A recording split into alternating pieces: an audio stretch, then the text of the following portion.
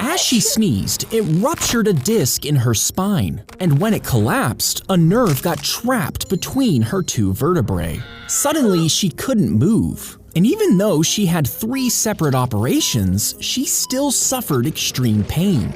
For the next 2 years, she was bedridden, needing painkillers so strong she would hallucinate. But finally, doctors inserted a plastic cage around her spine, relieving pressure on the pinched nerve. And within a week, she was walking again and holding in her sneezes.